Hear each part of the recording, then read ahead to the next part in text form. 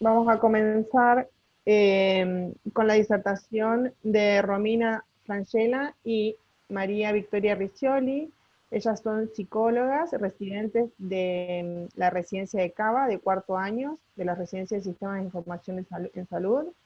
Disertarán sobre las estrategias de implementación del módulo de admisión y egresos en el sistema de salud público de Buenos Aires durante la pandemia COVID. Así que damos comienzo. Bueno, muchas gracias por la presentación. Espero que ahí se esté escuchando bien. Sí, se está escuchando bien. Perfecto. Bueno, un poco lo que vamos a presentar hoy está relacionado con un trabajo que hicimos todo este año con el equipo interdisciplinario, tanto como Romina como yo somos psicólogas, pero participó también del proyecto la licenciada en Sociología Tatiana Marx, el doctor Francisco Recondo y el doctor Emilio Molesto. Un poco, bueno, nosotras somos, acá estamos en la fotito, justamente esta es una foto de las jornadas del año pasado, que también estuvimos participando también en las jornadas, así que bueno, hoy nos convoca otro proyecto cuyo objetivo es describir las estrategias que ayudaron a una implementación exitosa de un nuevo módulo de ADT, de admisión a egresos, y presentar los beneficios de contar con un modelo centralizado de información de ocupación de camas en un contexto pandemia, donde dicha información es de carácter crítico. Y un poco también vamos a estar contando las estrategias de implementación y de gestión del cambio que hicimos para la adopción de un nuevo módulo de admisión e ingresos. Un poco como para ver inicialmente el contexto en donde nosotros implementamos, la Ciudad Autónoma de Buenos Aires es una red bastante amplia, cuenta con 117 efectores, 35 de los cuales son hospitales, y el resto se divide en 13 MAR, centro de atención primaria, centros odontológicos y de salud mental. Más o menos hay un aproximado de 11.900 usuarios SIGEOS, que SIGEOS es el sistema de información que utiliza el gobierno de la ciudad, y tenemos alrededor de 11.000 profesionales que utilizan historia clínica electrónica, o lo que nosotros llamamos la historia integral de salud, y casi 1.200 administrativos utilizando los sistemas como padrón turnos, y entre ellos también algunos que utilizan el sistema de ADT.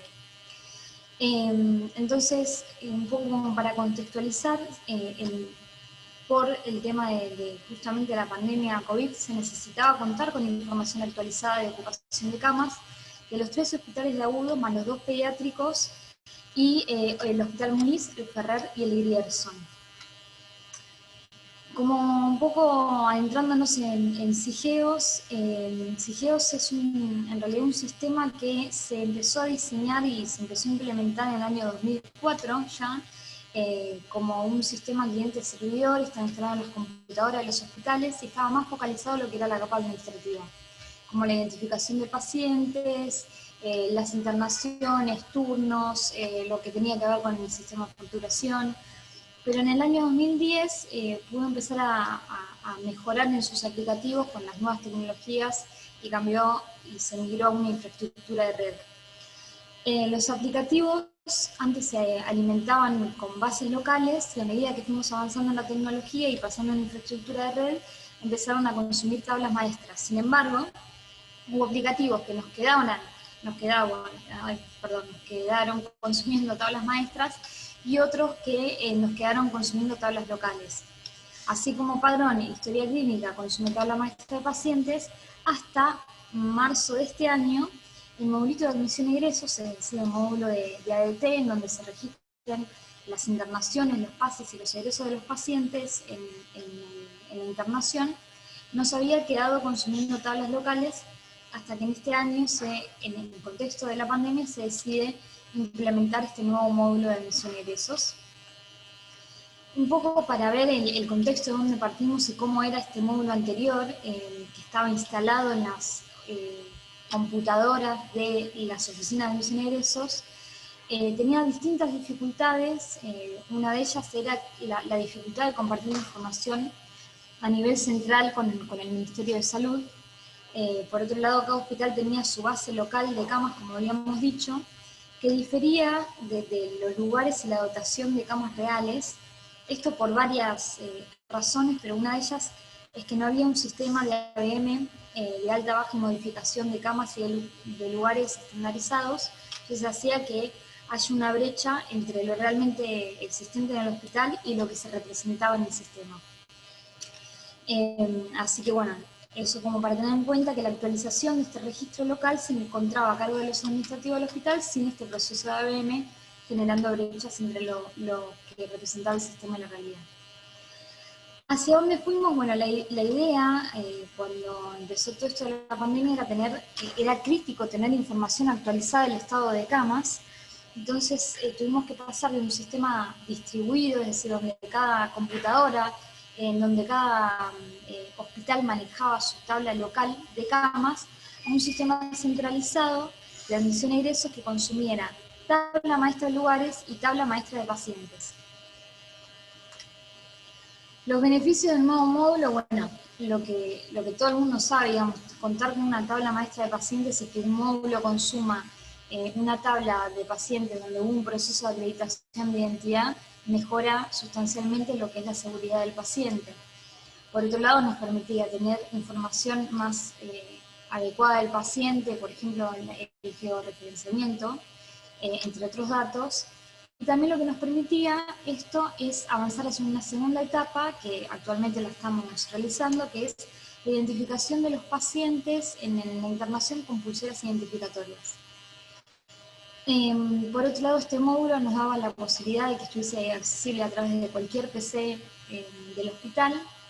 Estaba basado en registros centralizados de cama por hospital, y este registro estaba en función de relevamientos de espacios físicos realizados en los hospitales, es decir, que ya no existía esta brecha entre lo realmente existente, la dotación de camas, y lo que se reflejaba en el sistema, lo cual nos da la posibilidad de gestionar la información a nivel local y ministerial de otra manera, mucho mejor y de manera más eficiente. A grandes rasgos, la diferencia entre un aplicativo y el otro la fui contando. Esta es una tabla comparativa entre los distintos modelos, pero lo que me interesaba resaltar es que en el modelo de ADT de escritorio el agrupador de salas no existía como tal. Uno podía cargar en el sistema el servicio en el cual se internaba el paciente y la cama, pero no la sala. Y este agrupador, si bien es un dato más que carga el administrativo de admisión e ingresos, no es inocuo. O sea, hubo que hacer varias estrategias como para instalar y que la gestión del cambio sea lo más efectiva posible, y de este modo tener la representación de las salas, lo que hacía también una representación más fehaciente de los pacientes dentro del hospital. Y por otro lado, un dato no menor, que el ADT web permite distinguir por atributos de sala y cama, que el ADT de escritorio, el ADT anterior, no permite distinguir por atributos. Y la posibilidad de distinguir por atributos de salas y camas, lo que también nos permite es distinguir por niveles de complejidad. Ahora los dejo un segundo con mi compañera, que le va a estar contando los desafíos para implementar este nuevo módulo. Bueno, así como mi compañera les contó los grandes beneficios que nos traía este modelo, al momento de implementarlo, la verdad, surgieron un montón de desafíos, y algunas de las decisiones con las que partimos para armar el plan de implementación fueron, primero partimos, lo que les conté recién, la necesidad de migrar a un modelo de bases locales a una base centralizada. Nos dieron un periodo máximo de 30 días y necesitábamos actualizar el módulo en 18 efectores. Como les conté recién también, migramos a un modelo de datos totalmente diferente y eso tuvo bastantes consecuencias. También había discrepancias en lo que eran los espacios físicos representados y lo representado en el sistema, que ahora les voy a contar cómo pudimos suplir esas diferencias. Después tuvimos que, antes de implementar, tuvimos que consolidar lo que era la tabla maestra de lugares, que era la tabla que iba a consumir directamente el módulo. Y otra de la complejidad con las que contamos, que fue que en el contexto de pandemia las implementaciones en lo ideal iban a ser en un formato virtual. ¿Cómo las suplimos? Algunas de las estrategias que implementamos fue, principalmente, armamos como una especie de cronograma donde diseñamos toda la implementación en fases. En total eran 9. Esas fases incluyen, o sea que cada hospital iba a tener que atravesar esas 9 fases. El equipo, como les contó al principio Vicky, que fue un equipo interdisciplinario, fue fundamental dividirnos entre todos lo que fueron los roles y las funciones, y esos roles no cambiaron en ningún momento del proyecto. Hubo parte del equipo que se dedicó específicamente a lo que era la capacitación y el seguimiento de todos los hospitales, y en paralelo hubo parte del equipo que se dedicó a...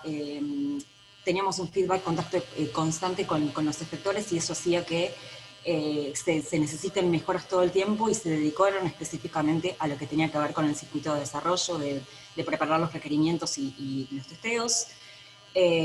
También dentro de las fases estaba incluido un momento que fue, creo que el más importante de todo el proyecto, que el momento previo a la implementación se armaron reuniones y se trabajó fuertemente en un consenso con las áreas de admisión a egresos en cómo denominaban esas camas. Para nosotros quizás no tenían tanta importancia, pero para ellos la verdad era un punto nodal en lo que tenía que ver con la apropiación del módulo. Cada efector tiene su propia numeración, y respetar la forma y el número de cada cama fue la verdad crucial para que esa adopción sea sumamente sencilla. Se hizo una prueba, otra estrategia fue que se hizo una prueba piloto, fue la única en uno de los hospitales en formato presencial, y se pudo ver el aplicativo funcionando en tiempo real con la cantidad de datos que se consumían, y durante esa semana la verdad se mejoró mucho el aplicativo y se pudieron detectar los bugs a tiempo. Otra estrategia, bueno, fue fundamental el acompañamiento uno a uno. Cada una de nosotras fue como referente de un hospital, y el acompañamiento también fue fundamental durante todas las etapas. También fue fundamental la participación, esto de detectar mejoras, y obviamente el aplicativo que se implementó en la primera triada de hospitales, porque justo los dividimos en 3, no fue el mismo aplicativo que se implementó a lo último. Se mejoraron tanto las formas de capacitación como el aplicativo en sí, y eso también fue crucial, y también tuvo fuerte impacto en la tarea, porque encontramos que los administrativos se apropiaban del módulo y le daban un uso, y empezaron a trabajar de una manera sumamente prolija, cosa que no pasaba tanto con el módulo anterior. Como resultados, esto es algo que quizás cuando pensábamos esta presentación, repensamos todo el trabajo que hicimos, y nos encontramos de que además de reimplementar un módulo que quizás ya estaba, con todos los beneficios que traía, el uso del módulo fue totalmente distinto, y sí pensamos que podíamos repensar esto de que se pasó de un módulo con un uso meramente estadístico a un módulo que permitió la gestión real. Algunos resultados generales como para contarles. Bueno, efectivamente llegamos a la meta de implementar en el tiempo exacto, creo que con un par de días antes. La implementación fue en todos los sectores que se habían planificado.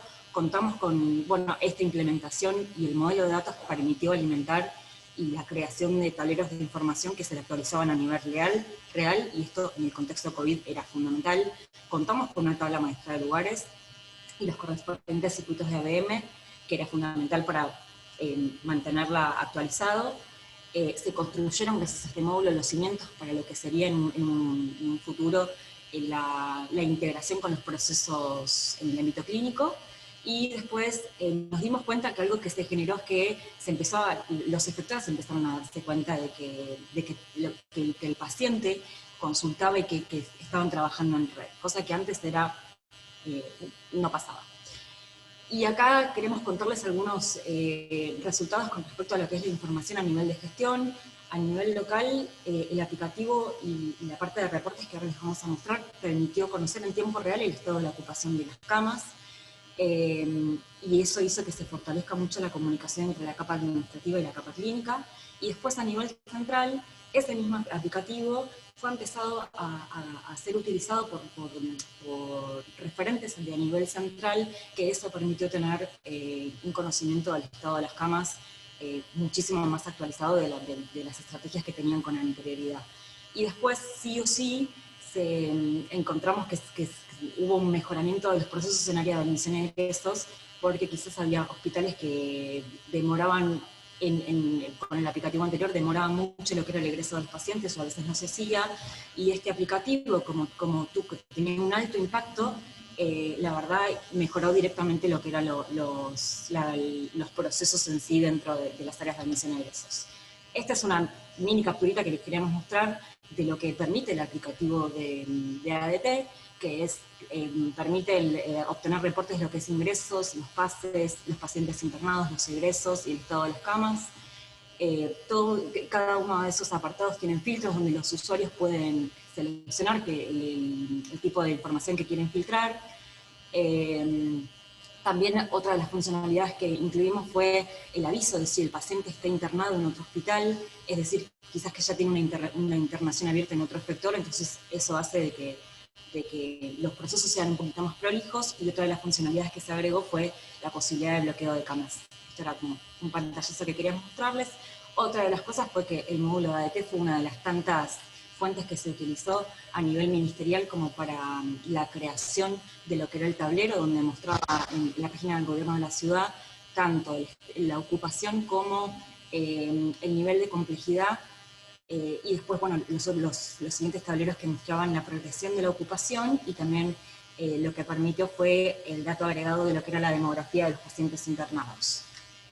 Bueno, y ahora les dejo con Vicky, que les va a contar la parte final. Bien, finalmente, como una de las estrategias de gestión del cambio también fue empezar como a tener un feedback, tanto de los usuarios finales como de los equipos que nosotras capacitamos y que finalmente eran los que capacitaban a los usuarios finales. En estas encuestas salió por parte de los usuarios finales lo fácil que era utilizar el módulo, lo intuitivo, la facilitación para el acceso a la información, que es clave, poder tener más información de los pacientes. Estos que leen acá son citas textuales de los usuarios finales. Esto de poder vincularse con otros hospitales, que lo hace más dinámico y proactivo, esto que decía mi compañera de poder empezarse a ver en red, bueno, la simplificación de las tareas, lo que se acomodaba, digamos, a su flujo de trabajo, ¿no? Por eso esta facilidad y rapidez con la que describen que ahora el nuevo módulo les daba, que antes era quizás un poco más complejo. Y por otro lado tenemos el feedback de los equipos de implementación. Nosotros cuando decimos que la gestión del cambio empieza desde que empieza el proyecto, es no solamente a nivel de los efectores y de los usuarios finales, sino que la gestión del cambio siempre también es al interior de los equipos de implementación, y la comunicación también es fundamental. Y creo que un poco de estas estrategias que fuimos aplicando se fueron percibiendo por nuestros propios equipos, porque de hecho cuando les hicimos las encuestas de feedback, lo que resaltaron fue eso, el acompañamiento que hubo, el tener a un referente por cada hospital residente que estuviera acompañando los procesos de implementación y capacitación, la disponibilidad, la posibilidad de responder inmediatamente a los problemas que van surgiendo. Y por otro lado, otra de las cosas que se destacó es cómo lo que ellos iban informando desde terreno, como bugs, porque los administrativos lo veían, o las necesidades de mejora enseguida eran tomadas y mejoradas para una próxima versión, y que no era algo que acontecía de acá hacia mucho tiempo posterior, sino que había un resultado de los bugs que se pasaba de forma casi inmediata. Entonces es otra de las cosas que se destacó. Entonces, como para ir cerrando, podríamos ir mencionando las lecciones aprendidas de este proyecto. Por un lado, el transmitir el valor agregado de gestionar con la información. Justo ayer escuchaba una charla de Marcelo Carrascal que hacía una vinculación entre la gestión del cambio y la información. Y la importancia de que el usuario tenga la información visible y usable para él mismo, y que entienda el valor de lo que está cargando. Si no entiende el valor de lo que está cargando, difícilmente puede adoptar una herramienta. Y como les mostraba mi compañero, el módulo de admisión y egreso les permitió a ellos tener información sobre el estado de los procesos de internación de su hospital, lo cual hizo que la adopción del módulo fuese mucho más sencilla. Bueno, por otro lado, esto es lo que les decía, el acompañamiento de los equipos locales y todo lo que tiene que ver con la articulación entre las distintas áreas de trabajo. que es un poco esto también la gestión del cambio, poder estar articulando entre los líderes del proyecto, los equipos de implementación, los equipos de desarrollo, de soporte, de comunicación y capacitación, el área también de gestión de informaciones, son muchas áreas con las que uno va articulando, comunicando y haciendo la gestión del cambio. Y por otro lado, el trabajo continuo de mejora y actualización del módulo a nivel de desarrollo, que ya lo mencionamos, que fue clave para la adopción del módulo, y empezar también con una prueba piloto nos ayudó muchísimo, que esa semana fue ir al hospital y hacer un seguimiento de acompañamiento de forma presencial para observar bien los flujos de información, el trabajo y los bugs que podrían llegar a surgir en una primera salida de versión.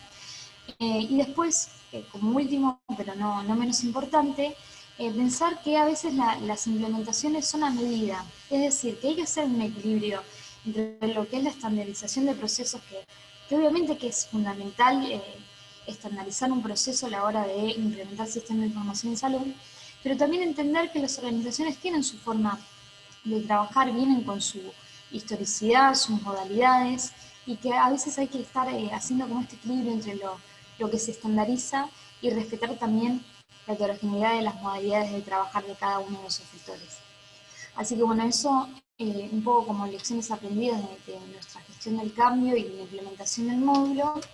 Les agradecemos mucho su atención. Estas son nuestras redes sociales y también nuestros medios de contacto por si quisieran hacernos alguna otra pregunta. Muchas gracias.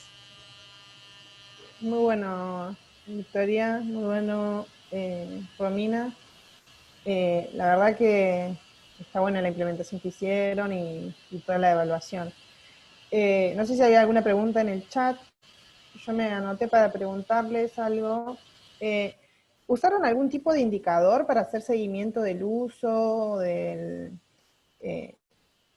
cómo venían adoptando este sistema? Una de las cosas que íbamos monitoreando era la cantidad de... Primero que hicimos una evaluación previa a ver cuánta cantidad de ingresos, egresos y pases del módulo anterior tenían, y después cuando implementamos el nuevo módulo, monitoreamos cuántos eran también los ingresos, los egresos y los pases que se iban registrando. Eso por un lado, y por otro lado, cuando hicimos la migración, hubo que hacer una migración de los pacientes que estaban internados en el viejo nuevo. Claro. Ahí también tuvimos que estar monitoreando que se pasaran, se migraran, porque fue un proceso manual que los mismos administrativos de los sectores tuvieron que hacer. Entonces también ahí estuvimos monitoreando cómo iban progresando en esta migración de internaciones. Pero sí, fue constante. Cada una de los hospitales que se iban implementando íbamos evaluando cómo lo iban adoptando y cómo iban registrando y la calidad de ese registro. Y te hago una pregunta más de mi parte, después sí, el reporte de bugs y mejoras que nombraron que tenían con con la gente que estaban implementando este sistema, que era la gente más que nada de admisión. ¿Eso lo hicieron a través de algún tipo de mesa de ayuda o algún reporte que tenían interno con ellos de aviso de bugs o algo de eso? ¿Cómo manejaron eso para que no te entraran por diferentes lugares los problemas? Si centralizaron ese reporte en algún lado. Utilizamos varias vías. Una de las vías más importantes, que es general de la dirección general, que la vía más importante es la mesa de ayuda, donde el usuario tiene que generar un ticket, que es una manera también de registrarlo. A ese ticket se le da seguimiento y obviamente se deriva al sector de desarrollo, y también viendo la urgencia que tenían, porque a veces los bugs eran limitantes a la hora de continuar utilizando el aplicativo. Fueron pocas las vías en las que vehiculizamos directamente con los implementadores que teníamos en el hospital, y la vehicalizábamos directamente, digamos, uno a uno, quizás de manera telefónica. Pero eso fue más que nada en los casos en los que el bug era limitante y el aplicativo no se podía seguir utilizando. Genial, buenísimo. No sé si hay alguna pregunta más. A ver, ¿el sistema ha sido creado con un software libre o privado? ¿Y qué ventajas le ven a cada uno? Ustedes lo desarrollaron ustedes. Java tiene un sistema, si quieren cuéntenlo ustedes, pero... Es un desarrollo in-house. Claro. Tienen un desarrollo propio hecho y a ese desarrollo le van haciendo mejoras. Tienen un equipo de desarrollo y implementadores o analistas funcionales que trabajan con ellos. Sí, sí. Y bueno, ¿cuál es el beneficio de cada uno? Depende de tu organización. Eso depende mucho de si tenés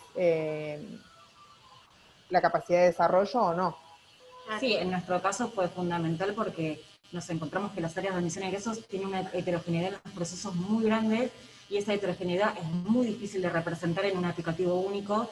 Entonces, contar con un equipo de desarrollo disponible como para poder moldear alguna de las funcionalidades, también fue fundamental con eso.